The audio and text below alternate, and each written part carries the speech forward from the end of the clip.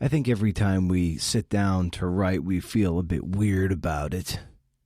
Maybe it's just me. We're trying to lock in, and the words seem like mud, all cloudy and filthy, and, well, kind of like these words that are spilling out of my mouth, am I right? Kind of makes me want to say... Like the old newspaper reporter in me was like, come on, you fucking slow butthead. Like...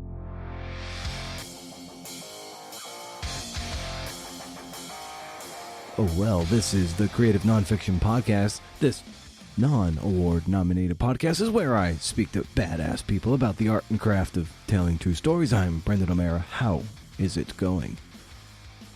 His birth certificate might say Dan Schwartz, but you can call him the FOIA guy. He's at Dan J. Schwartz on Twitter. And his website, which is amazingly designed by, I probably pronounce this wrong, but let's just say Jama McMahon, is danjschwartz.com. You can find links to his work there. One of his latest pieces, depending on when you listen to this, who knows? You might listen to this 5 years from now, and it's not going to be his latest piece, because you know what? He's a working journalist. But right now, March 2022, am I right? Latest piece is for The Atlantic, and it's about the people who have the best chance at convincing climate skeptics about the climate crisis. Oh, that's right. It's Weather on the Nines. It's the local weather people. Fun fact, I wrote a profile about a local weatherman who overcame a stutter to become a beloved weather personality. Bet you didn't know that, CNFers. Yeah, that's right. I do things sometimes. I do the thing. Anyway, before that, let's do some housekeeping, CNFers. Want to remind you to keep the conversation going on Twitter. At CNFPod and at Creative Nonfiction Podcast on Instagram. It's labor to type that in, but once you find it, follow it. Why not? It's what we do now, I guess. You can also support the podcast by becoming a paid member at patreon.com/CNFpod/. As I say, this show is free, but it sure as hell ain't cheap. Members get transcripts, chances to ask questions of future guests, special pods in the work, transcripts, fun stuff. I mean, you get it. You get it. Free ways to support the show. I get it. I understand. Sometimes forking over even a few bucks a month is a hard ask. I get it. But there are free ways to support the show. You can leave kind reviews on Apple Podcasts or a rating on Spotify. Written reviews for our little podcast that could go a long way towards validating this enterprise for the wayward CNFer just strolling by Podcast Alley and be like, look at that. In this episode with Dan Schwartz, we talk about his fantastic piece for The Atlantic, his struggles with reporting, adding dollops of humor in to leaven the bread, structure, writing, the writing of it, being edited, and interviewing for narrative. Ooh, that's a juicy one, man. There's also mention of Gloria Liu. She of episode 300 fame. In this episode, she comes up a little bit. But Gloria is Dan's partner and vice versa. So that was a gem of a conversation in the milestone episode number 3 Hondo. Check it out. But not until we jam right here with episode 306. You ready? Let's riff.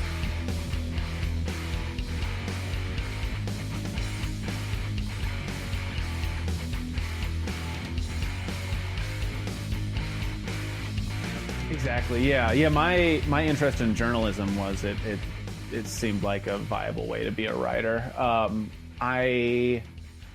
In high school, I had some teachers that kind of got me into writing, and they praised me, and I was like, oh, maybe this is something. I enjoyed it, and I thought maybe this is something I'm good at. And then in college, I was just obsessed with skiing and rock climbing and all that stuff, and so I just wanted to be an outdoor bro, and but I was still read.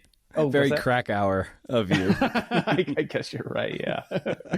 God, I was insufferable back then. I guess we all are in our 20s, but oh, for sure. In what way were you insufferable? I had my shirt off all the time. It's really cringy now that I think about it. Just like my ego, like a scarf around my neck for everyone to see. But I'd be like slacklining, shirtless and climbing in like little bouldering gym, shirtless, making a lot of noise. Just, yeah, that's kind of who I was for a little while in college. But I like to read a lot. Like I was reading a lot of Steinbeck and Hemingway, and Vonnegut and Didion in college, and then Professor Bo Nackley, who was teaching political science, he pulled me aside. He's like, "You should consider journalism," and he introduced me to Tyrone Shaw, who was my first journalism professor. And I think I was 19 or 20 at that point. Nice. That's kind of where it started.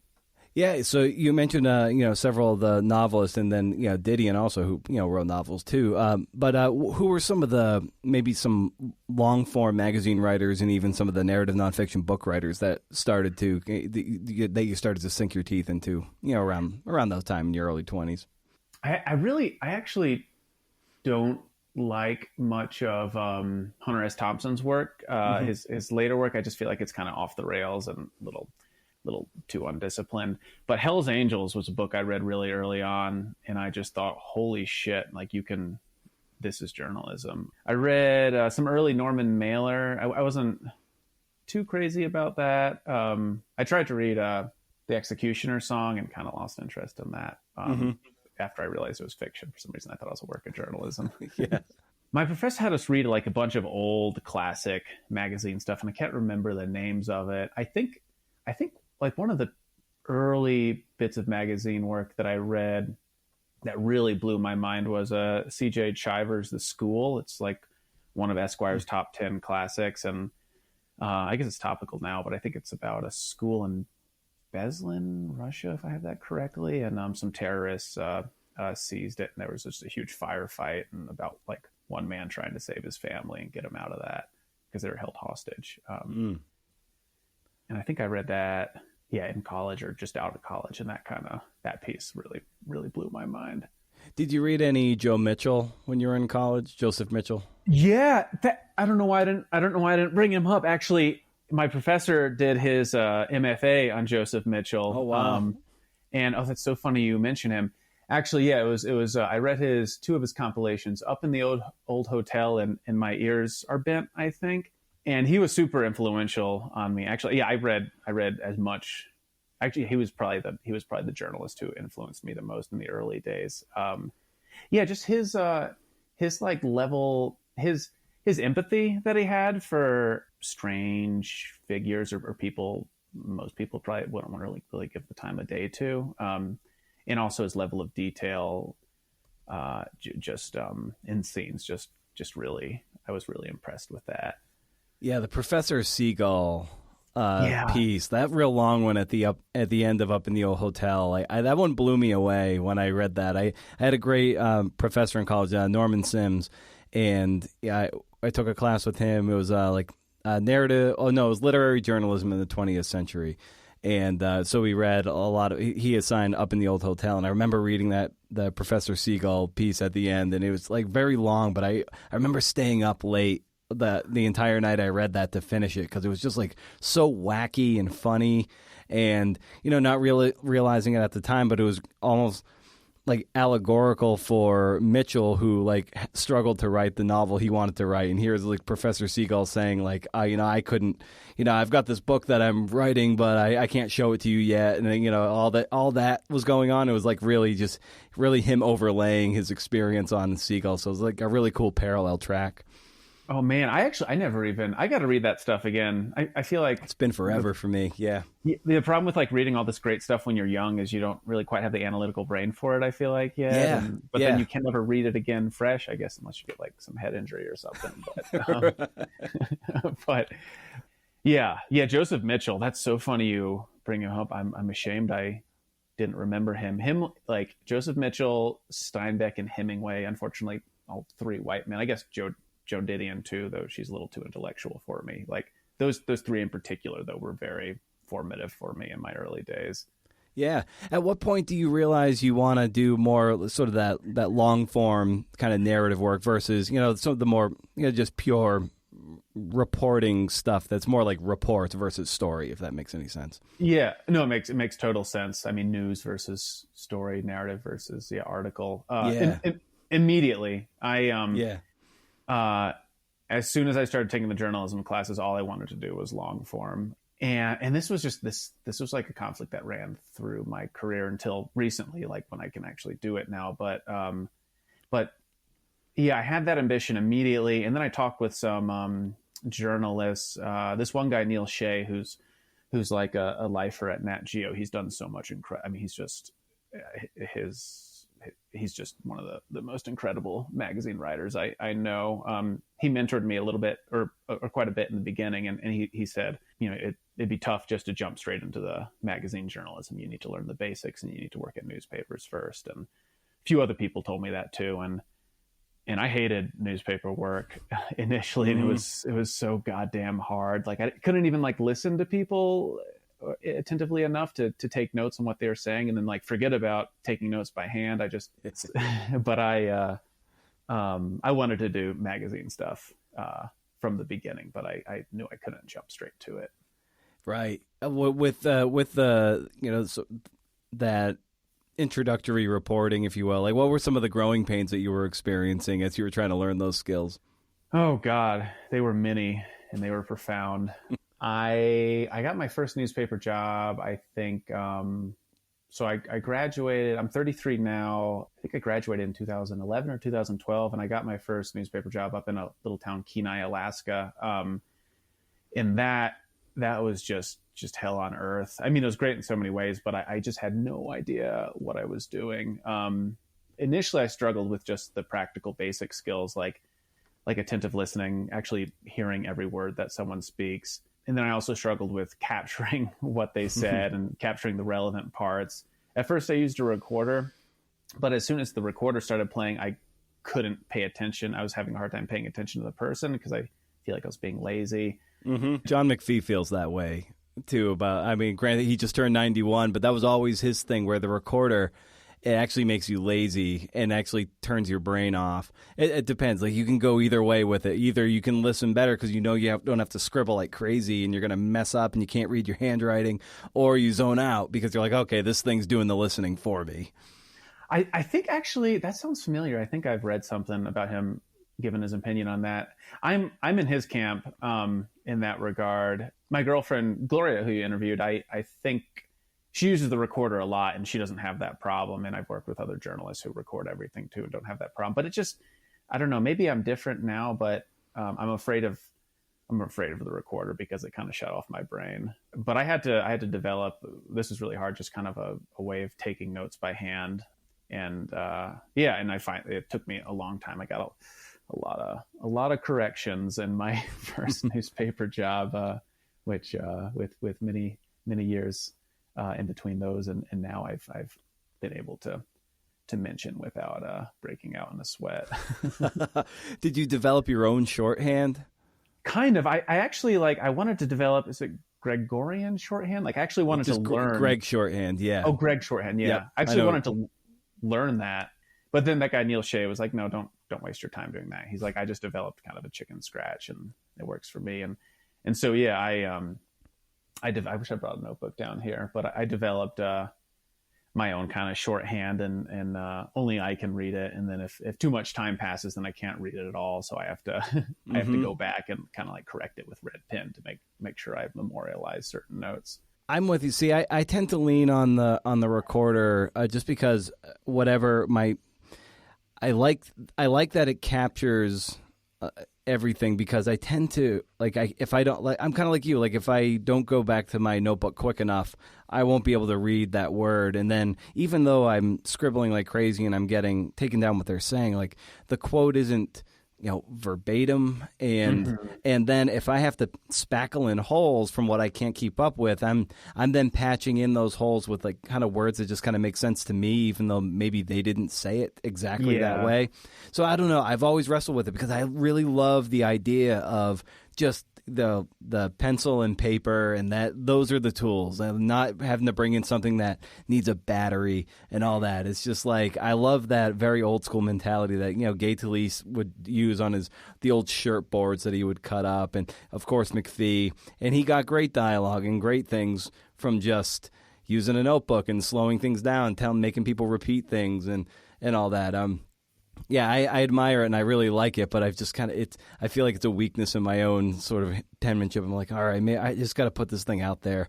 And then there's your other moment too. So, all right, like if you're walking around with someone, do you have the thing just like running the entire time? Yeah. If there's a lulls in those conversations, at least with your notebook out, you can just start when they start. And then if you're quiet, you don't have to worry about this thing running in the background the whole time.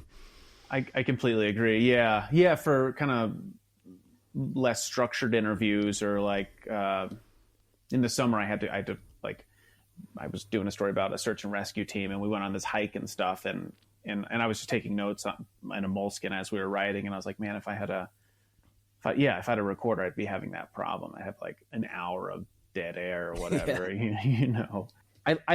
I like the pen and paper. I think initially the aesthetics appealed to me, but now it's part of my system, and it's also like, I feel like it's kind of integrated into like my brain. It seems to, I don't know. It's all pretty seamless now for me.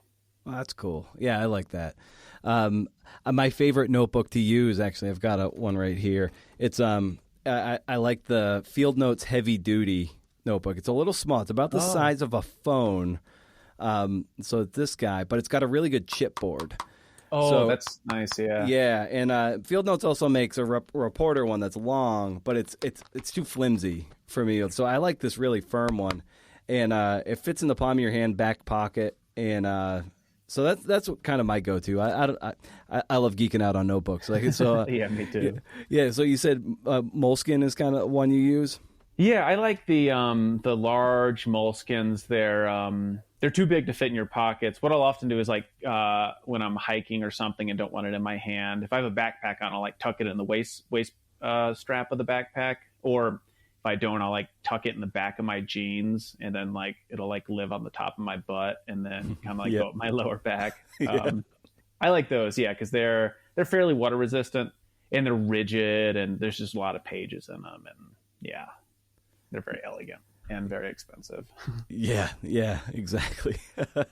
So what as you're sort of developing as a reporter, as a journalist, what can you point to maybe as an early win in your career that started to put more of that fuel in your tank, that you're getting on the right track? Yeah. Well, it wasn't in Alaska. I quit that job because I was so demoralized. And then the same day I got an offer for a job in Farmington, New Mexico, which I took. It was very bizarre. And it was in Farmington, New Mexico. I went to a 2.5-day workshop taught by IRE, investigative reporters and editors. And it was just on some Excel tricks, namely this application in Excel called pivot tables. And it allows you to do some basic analysis of data. And they taught me that. And I went back and I did this story about our Secretary of State at the time, Diana Duran. And I think this was 2015. But basically, I discovered looking at her data, she wasn't enforcing campaign finance laws. A real geeky story, but it was good for a newspaper. And did that story. And I wrote it in kind of a nice way. It felt like it had a little bit of a narrative flow. And then also had that hard data. And I got a lot of praise for it. And then the Attorney General's office congratulated me on it too, because I didn't know it at the time, but they had a parallel probe into her discovering she was embezzling her campaign, or like her campaign donations. And so that was cool. I felt part of the action and won a little award on it. And that's when I was like, hey, actually, like, okay, newspaper reporting, it's a rush. I'm enjoying this as well. I think that's the first time I really started feeling a little confident, but I don't know, confidence comes and goes even today. Oh my God. Yeah. Yeah. Like in your lower moments when the confidence is waning, what is it about, the work that we do that kind of drags you down and be like, ah, shit, I can't, the writing isn't matching the vision of that I have in my head. I can't seem to find the right people to talk to. Like, how does it manifest for you? I mean, at newspapers, I was I was like a speed freak. When I was high, I was high. When I was low, I was low. And if I was having on the heels of that investigation, I was elated for a week because we had follow-ups, and I felt center of attention. It was really fluffing my ego, and all of that stuff. And then I had a slow news day, and I just was like so depressed. And I was like, what's my purpose? Like, why am I even doing this job? Like, I'm just a shitty reporter. I can't even find a story today. That was like a Tuesday. And on Monday, like I was like writing this follow on this story about, how the Secretary of State was getting grilled by lawmakers and all this stuff because of my story. And it was incredible. My metabolism is slower now. I think also just by being virtue of older. I'm more resilient, but yeah, I mean, I had a slow period recently, and I was kind of doubting myself. That Atlantic piece just came out, but I was kind of depressed, and that just happens with me sometimes. And yeah, I was kind of questioning, like, what am I doing? That happens from time to time, but it's less like I know there's going to be an end to it, and then I'll like come back out and just be my normal, like, ebullient self. Yeah. Yeah. Like, well, with freelancing too, like if you're prone to those, dips in mood or depressive episodes, that it can be prolonged or short, freelancing can be, really, really hard, hard, turbulent waters, if you will. Yeah. So like, how do you, navigate that, the ups and downs of freelancing with the ups and downs of, personal depression too? Yeah. I used to, when I was a teenager, I was really depressed a lot. And then in my 20s, I mean, I was really depressed throughout newspapers a lot. It was very stressful, but I think I was still figuring out. Now I've got it figured out. I've got good routines and stuff. But it still comes. It seems to, I go through like 3 or 4 days in a row, sometimes once every other month, maybe a whole week, where I'm like, all right, here it comes. And it's like, I'm not sad, but it's depression in the sense that I'm just low energy. And I don't know, I guess I'm sad too, but that seems to precede, or follow, moments of great excitement. It's almost like, not like manic, but like you get super excited about a project and you're running on high for so long. And then that excitement just naturally peters out. And then I think without that external stimulation, I start kind of getting a little bummed, and it's not a good quality. I attach too much of my self-worth to work, but then I also, Gloria and I, we have a lot of activities we like to do outside of work, like skiing and biking and dirt biking and climbing. And I think I use those to see value in myself as well. That's not healthy, but I need external stimulation, I think. And if I'm not getting it from work, I need to get it from these other activities. And I think that's kind of my hack around it. I wish I could just find inner peace, but it's eluded me. Well, exercise and being outside are super, super therapeutic and regenerative too. It allows you to really sustain the ups and downs of writing these kind of pieces, because it can, for a day or so, kind of like you're alluding to, you're like, oh, I feel like I'm king for today. Like this piece I put out, it's getting a lot of attention, a lot of tweets, and you feel like that center of attention. Then invariably within 24 hours, it's like it never happened, and you're like, oh, like how do you fill in that vacuum? And it sounds like it's like, at least with a lot of those outdoor activities you've got going on, and especially a partner in Gloria where she's kind of into the same thing. It's like, okay, you guys have an escape hatch to like. To do that thing, and you both do the same kind of work, like, that kind of, and so the same industry anyway. So it's like, yeah, you do have that release valve. Be like, okay, there is meaning beyond, just these words that you crank out every now and again. It helps. Yeah. I blew out I had knee surgery in September. And so I like haven't had that outlet, and I've been like pumping iron and for the first time, like a gym rat. And that's been fun, but not really as soul enriching. So that it's kind of been tough. I thought I was going to be really depressed without like my outdoor activities. But I think instead I've like really doubled down on work, which maybe hasn't been so healthy, and like really, really kind of like putting a lot of my self-worth in that. But I need to diversify that. Right. Yeah.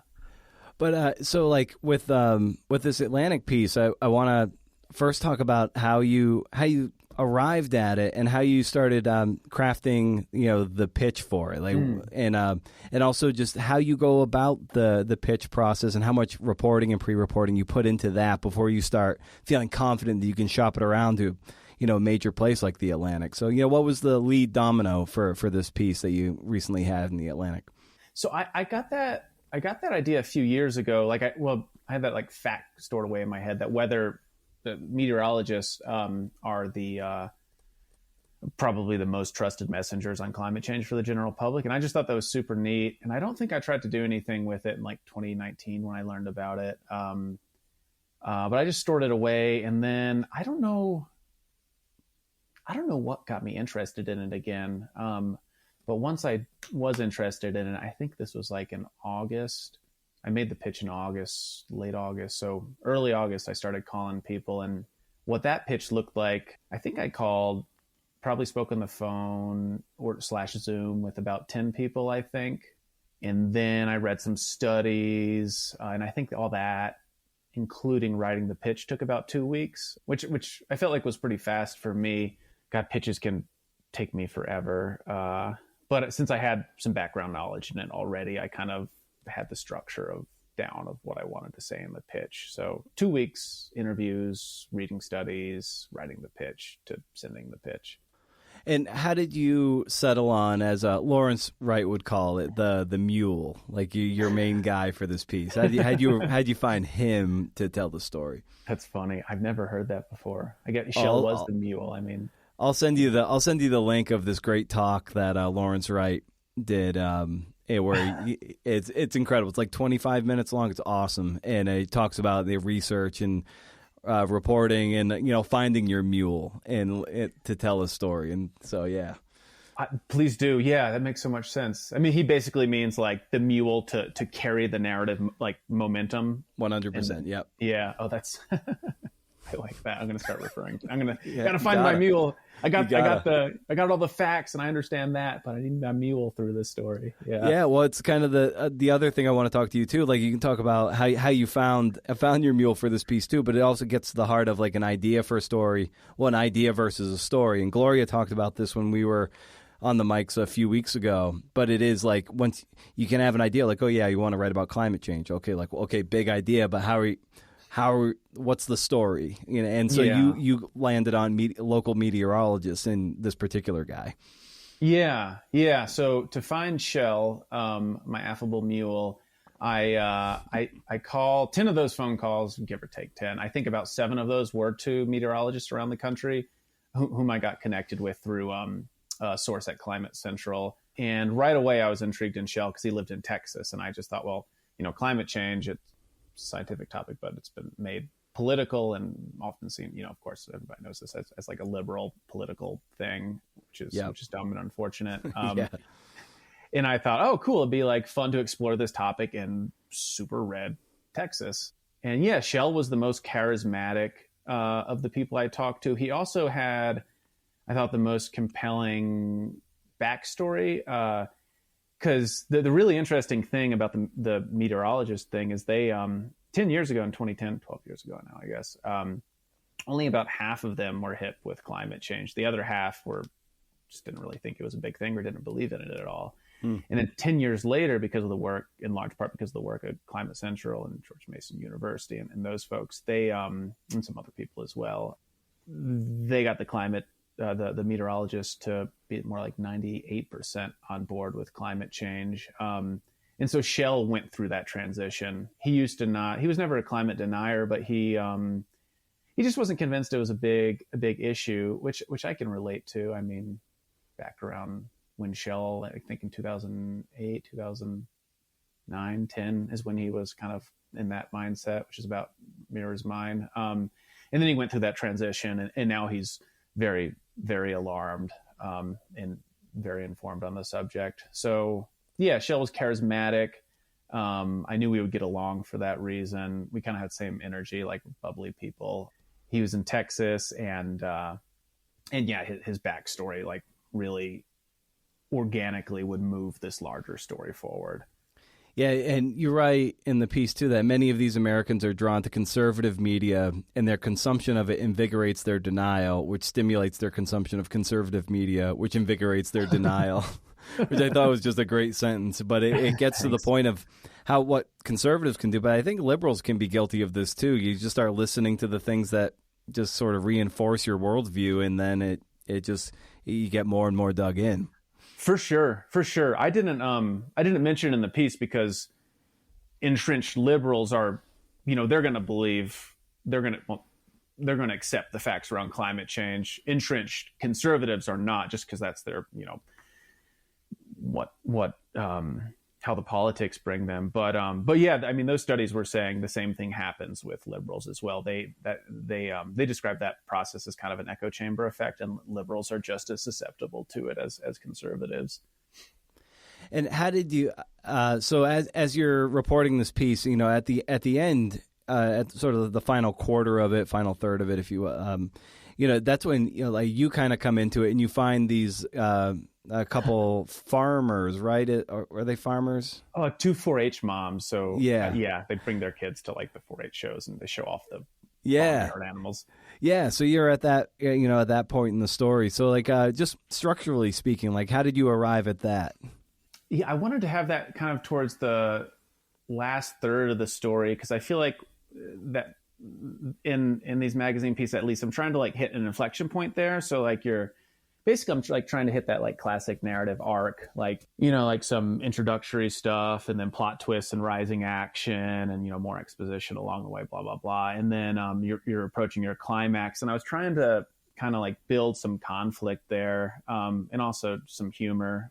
But I put them there because it was, I feel like, they came before Shell delivered his climate change speech, right? Now I can't remember. I think so. I think you're right. Yeah. I was trying to build some more tension. Yeah. To precede the imminent climax. And yeah, just show like, because I think that was the first time we really talked. Like the reader actually met some people who thought backwards things about climate change, and so I thought it would have a pretty powerful effect and make people be like, oh wow, so like this is what all these studies are talking about. But yeah, I'm also trying to incorporate more humor. I was listening to an interview George Saunders did somewhere recently, and he was saying what he's trying to do, like the measure of like one thing that a lot of good writing has is that it puts humor and just sad stuff right next to each other, or heavy and humor right next to each other. And I was trying to do that a little bit there. Yeah, I said there was a part in the piece where it's after a page break, and you're like, and we're back, and it was like this very, the newscasters were coming back from commercial break, and it was like a fun little grace note. I'm like, oh, I can tell Dan's having a fun time writing this piece, like in this moment. Oh, good, thank you. Yeah, that was me. I'm really trying to work in more humor in the stuff, especially the dark stuff. I feel like readers need that, like, it establishes more of an emotional range, I feel like, and that then you feel the lows more deeply and the highs more deeply. I don't know, but I was trying to do that there. Yeah, it's such a hard balance to strike with humor too, because if you don't hit it right, if it's not perfectly in tune, it'll not only will it land flat, but it'll just come across as a writer trying too hard. Mm-hmm. And I'm definitely guilty of this in a lot of the drafts of my stuff where I try to be like too witty or too funny. Oftentimes it's just like what ends up being really funny is when things just flow naturally out of the story, and it's like very situationally funny. It's not me telling a joke. It's just like, oh, this is just an absurd situation, just told straight. But the situation is funny. So it's a matter of kind of like trying to distill the funny situations and to get out of the way of the scene. Let the scene tell the joke. I completely agree. Yeah, when I think I might be a funny person. But like when I try, I'm not funny. But like when I'm myself and like stepping on my toes or, just being too earnest or naive or whatever, I feel like that's when the humor comes out. And I hear what you're saying.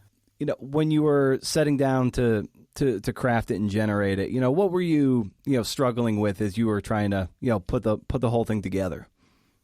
I really, I mean, what journalist isn't like this? But I love writing scene and, those narrative elements. And so all that was super easy. And I kind of had the narrative elements and the narrative structure pretty early plotted out. But I was having a really hard time with the dense scientific stuff. And I spent like a week writing that middle section, I think, alone.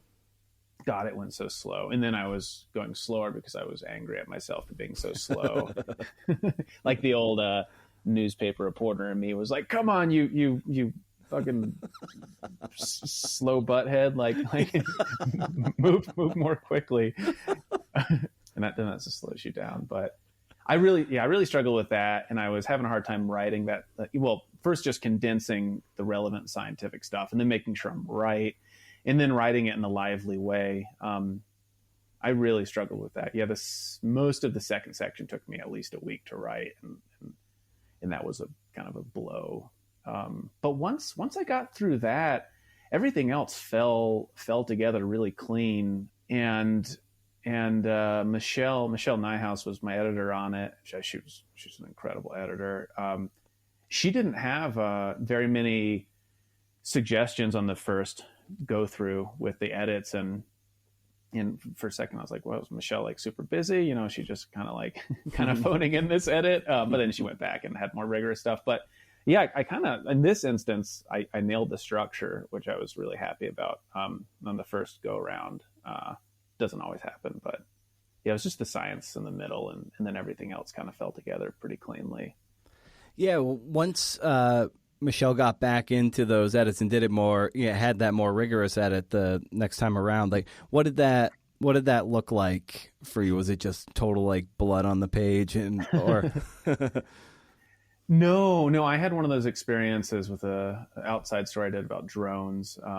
I just kind of was off the rails, and there was a lot of blood on the page, and that was alarming. But this there was a few rounds of edits. The first round, she didn't mark much, like a few structural tweaks, but the big strokes she liked and kept. And then the second round, it was a lot of sentence level stuff. Can you add clarity here? Like the sentence is just like too bombastic. You need to simplify it. She shortened up a lot of sentences. Sometimes I write too long, complicated sentences. A lot of sentence level stuff, more reporting, that kind of stuff. Yeah, there's a moment in the piece too. It might have even been how you. I can't remember if this is how it ended or if it was just somewhere near the end. But you wrote the facts here did what facts sometimes do when people are actually searching for the truth. They changed minds. And it got me thinking. I was just like, it's really hard to change people's minds. And I wonder if that was on your mind as you were reporting this piece, just like, man, here's one side, here's the other, here's some objectively obvious science to a lot of people, and yet no one's going to change their mind one way or the other. It's like, I have to imagine that was on your mind as you were reporting out this piece. Oh, Brendan, that's why I did the piece, because I had this has resolved a little bit since doing the piece, but still it's a problem for me. But what led me to this piece was this cognitive dissonance that I would experience all the time. Just talking to people who I love, like family or friends or people I bump into and think they're perfectly rational people, and then climate change comes up and they're like, yeah, climate models, who knows if they're right or what. And it's just like, it's like I thought we were living in the same universe, like the same reality, but like clearly you're on a parallel but different track than me. And it really fucked me up. And I just couldn't understand like why they believed that. And so I wanted to, that's really what brought me into this story. I didn't know, going into it, what I knew is that meteorologists were effective communicators, trusted messengers on climate change. I didn't know, how effective they were. And so I thought it was going to be kind of a doom and gloom story. I didn't think it was gonna be an optimistic story. I don't know if you can say that, like our future on this planet is pretty bleak, but right. But I was very focused on the mind-changing aspect of this story. That was kind of the essential thing that drew me to it, and I was kind of holding that in the back of my head throughout. Yeah, weathermen are a great media for that, or medium to do that, because they are like just these affable, often just dad-like personalities on TV, who are just like they're like literally in your living room. Well, not literally, but kind of in your living room, basically every night, and so they are the perfect messengers. And it had to be impressive for you just to watch how they like kind of integrate it into a forecast, if you will, like how they talk about it. Because you kind of shadow your mule for a bit, and so it must have been pretty illuminating to see what he's able to do. To like, oh wow, how did you just kind of go off the cuff and fold that in like the 4-minute segment you have? I don't know. It really impressed me. They asked me to do an interview with them to talk about the story, because they got a lot of feedback from their viewers, and God, I did so badly in that interview. I feel like I'm pretty articulate, but I just like as soon as the camera went on, I was like, it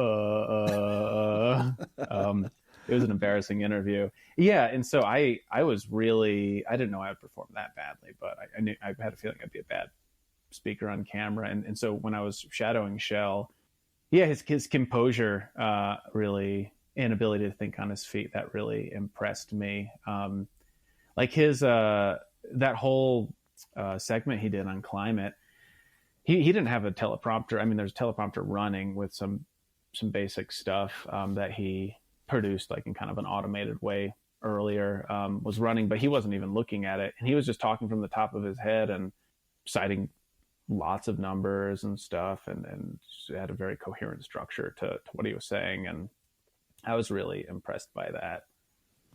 Yeah, when it's what you said a moment ago too, when you were on camera interviewing him, and felt like you were bumbling around and stumbling around. It's so true, because when I listen to like Dan Patrick, I listen to his sports show every day on podcast form, and I love listening to the economy with which he asks questions, and that's very trained from radio. And he does a really good job of, especially in people of his ilk, they'll ask the question and then they don't go on to like answer the question and then ask an entirely different one. You know what I mean? Like drives me nuts in the podcast sphere that guys they can't get out of their own way. And it's just like ask the question and then stop. You don't have to justify, your own intelligence and answer it because you feel you're smart, because all you're doing is answering the question for them. As you can tell, this is a big pet peeve of mine. But I don't know. So to that point with interviewing, where would you say your strengths lie as an interviewer to tease out story? Yeah, I think I've gotten pretty good at interviewing for narrative, teasing out story, like you said. I feel like I really excel in interviews where we're discussing emotionally heavy subjects, like the story I'm working on for Bicycling Magazine, which I'm really excited about. It's taken a little while to produce, is about a boy who was killed, a 13-year-old boy who was killed while crossing a street. It's about a lot more than that, and so I spent some time with the boy's mother and father, and God, those like, sometimes I have to try not to cry in those interviews. They're really painful in that sense, but in another sense, and I don't know what this says about me, but they're like, I enjoy them, and like I enjoy operating in that like emotionally heavy space, and I feel like I can really connect with people. I mean, I don't have any kids, and I cannot comprehend what it's like to lose one of your own kids in that way. But I'm able to empathize with people, I feel like, and they recognize that in me, and I feel like we're able to form a connection in these kinds of interviews, and pull out those necessary narrative details. Yeah. I noticed that in newspapers I had to do. There was when I lived in Farmington, which abuts the Navajo Nation, Farmington, New Mexico. There was a fire in a mobile home on the Navajo Nation, and the husband was able to get out of the window. The door was closed. There's a fire in the trailer. They're using a space heater in there. And he was reaching, trying to get the mom and their little daughter out, but they couldn't get out, and he watched them burn alive. Jeez. And yeah, we went out the next day. And now that I think about it, we probably had no business going out there the next day, and had to interview them, me and a photographer. And same thing kind of happened. I think we had no fucking business being out there. They should have had more time to process that, but I was like 25, and eager. But yeah, I noticed there was that weird, like, emotional resonance I had between them. And I don't know if that's a good thing or a bad thing, but for interviewing, I feel like it is an effective tool for me. Oh, for sure. Especially when you're trying to reach emotional depth with the piece too, where it doesn't feel like, you're being exploitative of their trauma, so you can spin a story that kind of fulfills your own ego to write something compelling. But I think if you're just genuine, and it sounds like you are, like, you're able to kind of tap into that certain measure of empathy that you really need to write those kind of stories, engender their trust, and then, and handle their story with care. And it sounds like, that's what you do, or like that's an instinct you have. It is. Yeah. I think I've been good at that for a long time. And I think that probably came from, I don't know. I imagine like I had, I'm very privileged. My dad's a Jewish doctor. My mom was a nurse. I'm like, a white dude who grew up in middle upper class world. But I was like learning disabled and had a hard time with that when I was a kid. And that caused me a lot of angst and depression. And I feel like that's not a problem for me anymore. But I feel like you go through something like that when you're young, like that's always going to be with you and you're going to carry it around. And I feel like that is a big part of where this like emotional thing comes from with me. Mm-hmm. Yeah. So what would you say that you're better at today than you were maybe 5 years ago? Everything, of course. I hear what you mean. Yeah. But I've really, when I was at newspapers, which was about 5 years ago, I was really, I kind of was losing my focus a little bit on the reason I got into them in the first place, which was to improve just become a reporter with the aim of doing narrative magazine writing. And I was really getting into this investigative reporting stuff, which is hard to do as a freelancer. So since becoming a freelancer, I've been really, really working on my writing skills, and both the narrative writing skills, interviewing for narrative, and then writing it up from structure, the higher level stuff down to sentence level stuff. And I feel like, I'm pretty good at that now. And I think I've improved a lot in that sense. I think that's where I've improved the most in the past 5 years. Let's keep pulling on that thread of interviewing for narrative. That there's interviewing where you just get information, which is great. How old are you? What did it smell like? What clothes were you wearing? Those are all great details. But then there's the scene building questions. So I think that's really kind of fun to unpack. So So how do you go about interviewing for actual narrative story blocks? Yeah, I love talking about this stuff. Yeah, what I do is I try to work chronologically in the interview. Like, tell me start at the beginning and we're going to work to the end. In that way, I can keep track of everything, and I feel like that's how people tell stories naturally. They don't usually like start in the middle and flashback. That's like a writing trick. Right. So there I was, with the gun in my hand. And then you go into like the history of this gun and the backstory of it. And now we're back in the present. And yeah, I know. Yeah, people don't really talk like that.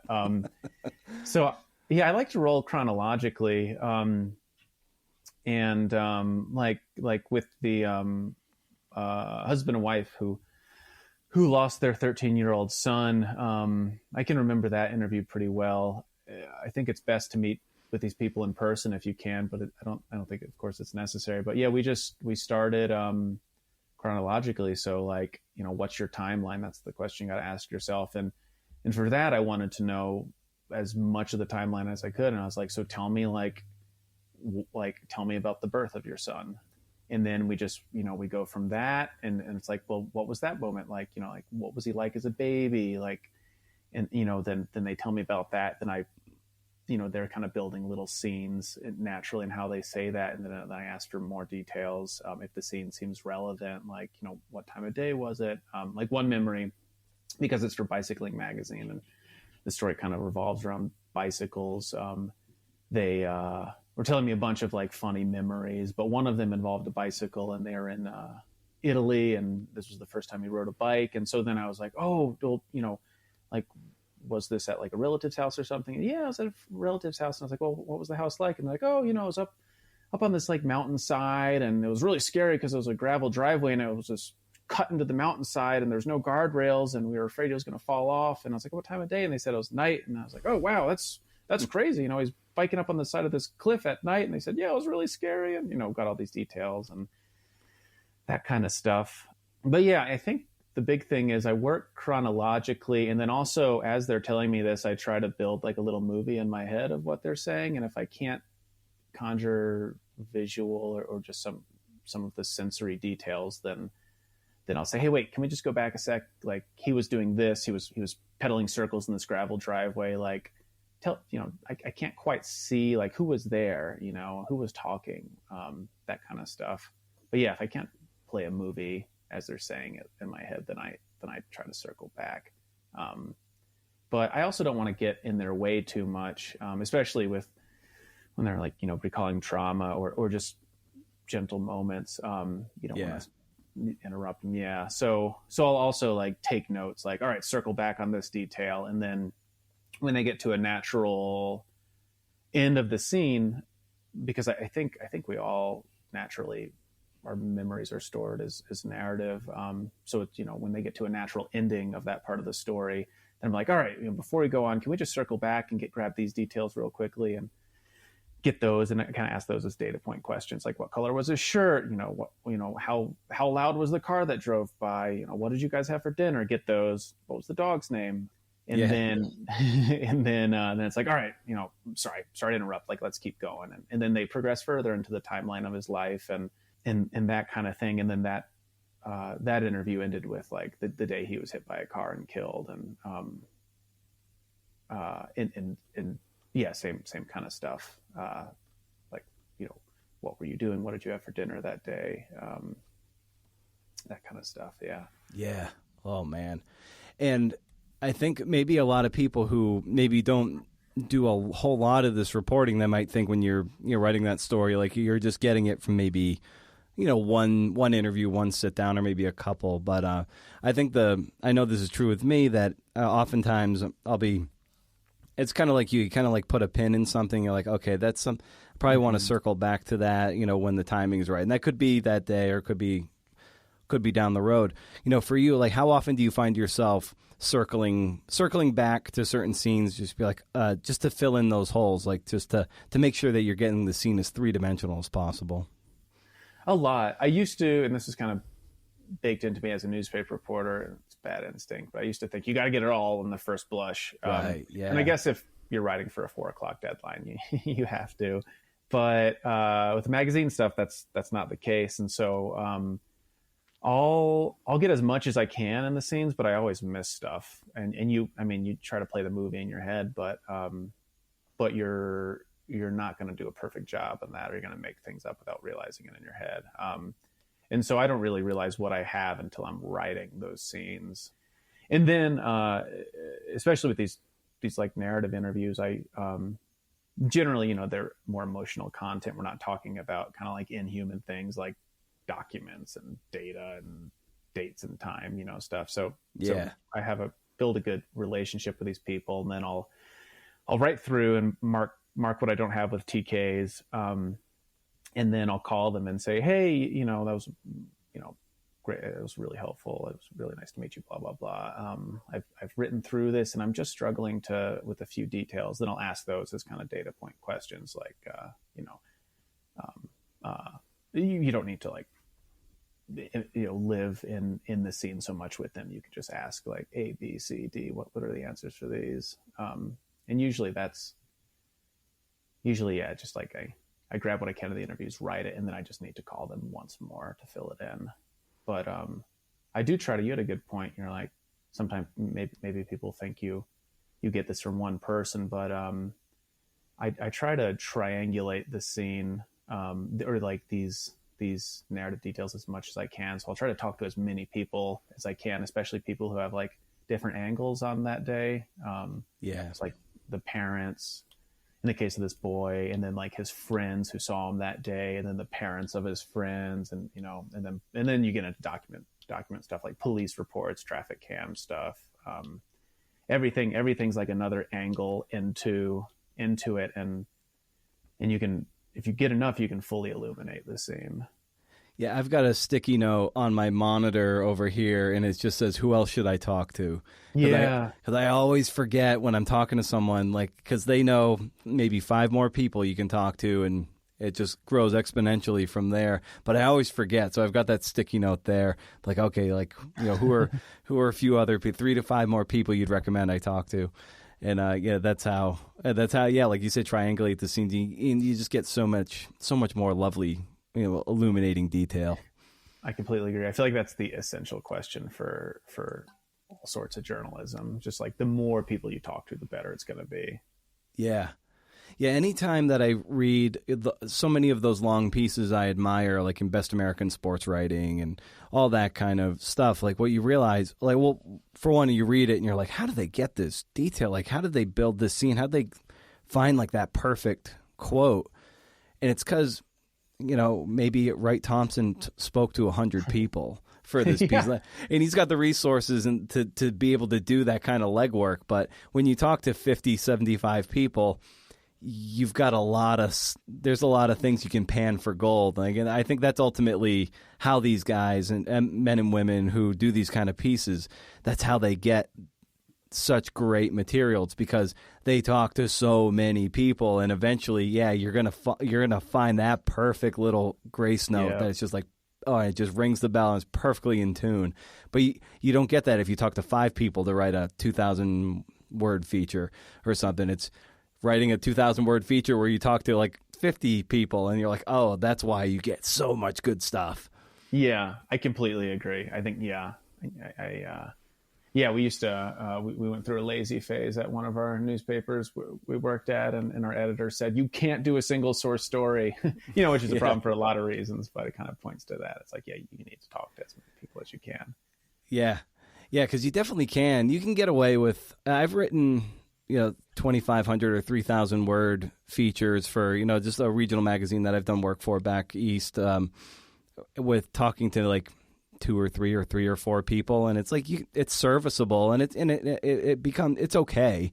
But my God, like even that same footprint of words, if you can talk to 15 people, it's just so much better. And so, because it's just every word just seems to have so much more weight behind it in that way, where you feel like you're leaving good stuff on the floor. Like that's when you've got something good. Like, I'm leaving good stuff on the floor. That's how good this piece is going to be. I know. Yeah, absolutely. Yeah, you only use like 10% of it, 5% of it, but just to have everything in the back of your head, you just have that context, and you're like, all right, like I now know this thing this person told me represents this truth the best, and so I can say it, and then I have all these supporting colorful things. Yeah. Oh, it's the best. And so how'd you get the FOIA guy nickname? God, I know. Well, it's kind of funny because it's like, FOIA, Freedom of Information Act, is a federal act, so it's for federal documents, but I do a lot of state stuff too. Anyway, but so it's a bit of a misnomer. I got that. I've been doing this research for a iHeartRadio podcast, and kind of our sell to get me on that podcast was to label, was like brand me as the FOIA guy. And so internally they're like, oh, this FOIA guy, wow, who knew about this records request stuff? You know, they're iHeartRadio. They're not like, they do storytelling. They don't really do a lot of hard edge journalism. And they didn't know about records request stuff. And they're like, wow, FOIA guy this, FOIA guy that. And I thought that was kind of funny. I got showed one of those emails. But yeah, with this podcast, I started in August, mostly doing public records requests, or like interviews with document people. My goal basically is to obtain documents, paper or audio or whatnot, for the podcast. And I started in August, and I've like really upped my public records requesting game with that. But I've always been interested in like public records laws, and I don't know, I'm pretty nerdy in that way. I like it. I think it's really one of the best things about journalism is when you're told no, but you know that the answer is yes. You just have to wait them out and be really dogged. It's like really like stokes that self-righteous like bone in me. Well, I want to be mindful of your time, Dan. So as I bring this conversation down for a landing, I always like to ask guests for a recommendation of some kind for the listeners out there. And like I always say, this can be anything from it could be a book, but it could be an awesome pair of socks or a cool brand of coffee you're experimenting with or something. So I'd extend that to you, Dan. Like, what would you recommend out there for the listeners? Oh man. Well, I have probably the stereotypical response, but because it's so stereotypical, I'm going to give another one if I'm allowed to. Please. I'll give you the least stereotypical one first. So I had my knee injury, and I had a big brace on, and I was in crutches. So like, I wasn't really into pockets at that point. And I started wearing a fanny pack again. And this Mountain Smith fanny pack I bought some years ago when I lived in Santa Fe for running. And it's black, but it's like sweat stained white, and man, and I just keep using it. I'm sure I look like a dad. I mean, no offense to dads. I'm not one, but I'm sure I look like one wearing it. It's just so utilitarian, and I like it a lot. So I would recommend. Nice. And I'm not talking about these like, what do they call them? Hip packs or whatever. I'm talking about like old school fanny packs, not like with all the hipster glitter and stuff. Just nice. Like old school utilitarian. Hey, so when I was in elementary school, I had a Bart Simpson one, and this is like peak Bart Simpson, because I would have been in fourth grade, and let's see, 1990, 91 in that area, and so but that was peak Bart Simpson for the Simpsons. So I had that thing going around the New Bedford roller rink. Oh man, yeah. Oh, I bet you rocked it. Oh yeah, oh yeah, you know it. So what's the other recommendation? Oh yes, a book. Nice. Go figure. Go figure. I read a bunch of Vonnegut early, like in high school and college, and then I just never returned to him. But love I was Vonnegut. saying, oh my God, he's so good. Yeah. I went through like a big Vonnegut phase recently. I think I read 3 of his books, of his novels. Cat's Cradle. There was another one. I can't remember what it was. But the one I enjoyed the most was Mother Night. That's my favorite one. That's my favorite of his too. Holy shit, that book is incredible. It's so moving. Yeah. But I mean, yeah, basically it's like, it's a book that's written by the protagonist / antagonist. It's really, but yeah, there's this guy, I forget his name, but it takes place after World War II, and he was a Nazi, an American who went over to Germany and worked as a Nazi propaganda guy. But I'm not going to ruin it, but there's some like plot twists that make you call into question, be like, did what he do, was that justified? But just the way he's like, he humanizes a fucking Nazi. And I mean, Nazis are Nazis. There's no, I feel like it's a problem when people compare people they don't like to Nazis, but that book was such a important lesson to me, just because I guess it made me think more about being empathetic and humanizing people in my writing. I read that. Oh, I read it actually after the Atlantic piece, but But it got me thinking a lot about climate deniers who are not Nazis. I don't want anyone to take that out of context. Right. I'm not saying climate change deniers are Nazis. But it is a problem. They don't see reality for what it is. And I find that frustrating. And just, but that book was like, hey, don't demonize anyone. That's not going to get you or anyone, like try to think about why they believe what they believe. And yeah. That's awesome. That book right now is actually on my coffee table. It's if I can't sleep at night, that's where I go out to the living room to read. Right now, that's the novel there to read. I'm thinking of just leaving it there. Like, that's just going to be my midnight novel, and I'm just going to read it whenever I can't sleep. Is it the same one? That or Catcher in the Rye? I'm just going to leave it on the coffee table and go back to it and be like, all right, thumb through this for 20 pages. Hopefully that'll knock me out and go back to bed. Well, I'm glad to know you like it so much. Yeah, I thought it was his best work. Nice, man. Well, awesome. This is so great to talk shop with you, Dan. Thanks so much for carving out the time to do it. Keep up the great work. I love this Atlantic piece. I can't wait to read what you come up with next, man. Oh, thanks, Brendan. It was really fun to be on. I appreciate it.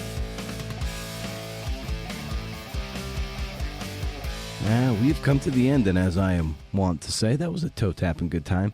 Go check out his piece for the Atlantic. It's in the show notes at BrendanO'Mara.com. Hey. There you can subscribe to my Up to 11 monthly newsletter, monthly, first of the month, where you can win books, get the best recommendations, and a secret code to the monthly CNF and Happy Hour over Zoom, your favorite web-based application. My crew of Lori, Suzanne, and Betsy, we rocked another happy hour this past week. We did it. We did it again. Subscribe to the show so you don't even have to think about it, man, wherever you get your podcast. And if you have a moment, consider leaving those kind reviews on Apple Podcasts and ratings on Spotify. And it's an amazing amount of percentage of written reviews to total ratings on Apple for our little podcast that good. Keep it up. You write them there. You write one in. I read it at the top of the show and give you mad props. The maddest of props. The maddest. So, what was I thinking for a parting shot this month? Okay, early in the football season, this is way back, I think in October or something. Dan Patrick, who of the Dan Patrick Show fame, SportsCenter fame, whatever, he's got his radio show, Dan Patrick Show, and I listen to it in podcast form. He was interviewing Justin Herbert. He's the quarterback for the... Oh, excuse me. It's late when I'm recording this. This is way past my bedtime. The quarterback for the LA Chargers. He grew up in Eugene and went to UO, but that's not germane to this little tidbit of ye old parting shot. Dan Patrick asked him, this young kid, he's 23 years old, stud, one of the best young quarterbacks in the league, playing in Los Angeles of all places. What does Justin Herbert do for fun when he's not playing football? He's got to do something, right? And Herbert was incredulous. He was like, football is fun. And here is someone so dedicated to his craft that the very idea of doing something other than football is anathema to his personality. Like, how dare you? How dare you ask what else he might do? Football is fun. God damn it. And I think we as writers lose sight of that. Not that the football is fun part, but sure, some things are, when it comes to writing, are like fucking terrible to write. Like, say, a loved one dying, be they human or pet, where you never knew you could cry that hard and you hurt for so long, for years, and sometimes it still hurts years after the fact. But we tend to romanticize the struggle of the writing, like, oh my God, all I have to do is, to write, all I have to do is cut open my arms and bleed on the page. It's like, oh God. Who said that? Was that Hemingway? Ugh. As if the very act of typing out a bunch of words, isn't just this really cool thing. We all get 26 letters literally at our fingertips, and we get to play with these letters and make words and make sentences. If you like pretty sentences, by all means, write pretty sentences. Me, I like to write sentences that look like Charles Bukowski's face. Sometimes I call them palm muted. When you you've got your hand on the guitar, your picking hand, and you kind of put your wrist right on the. Is it on the pickup? I don't know. I don't know what the guitar. I know what palm muting is. It's just kind of putting there, and it makes the chords the strings sound a little chunkier, a little dirtier, grittier, like Gotham. That's right. I haven't seen the Batman yet, but I've seen my share of Batman movies, and I do love me some grit. And the thing is, the more skilled you get at this game, the harder it gets. It's science. There's a tendency in it to take it all too seriously. And if you know me, there are a few things worth taking seriously, and writing certainly isn't one of them. Okay, like, we all want to do well and improve. But when you're a kid playing ball growing up, whatever it was, playing tag, you didn't take tag seriously. You just went out and played. Why? Because it was fun. So say it with me. Writing is fun. Yeah, it's hard. It's difficult. And notoriety doesn't always go to those who deserve it. But if you're having fun spinning yarns, slinging words across the playground, then you've already won, baby. So stay wild, CNFers. And if you can do, interview. See ya.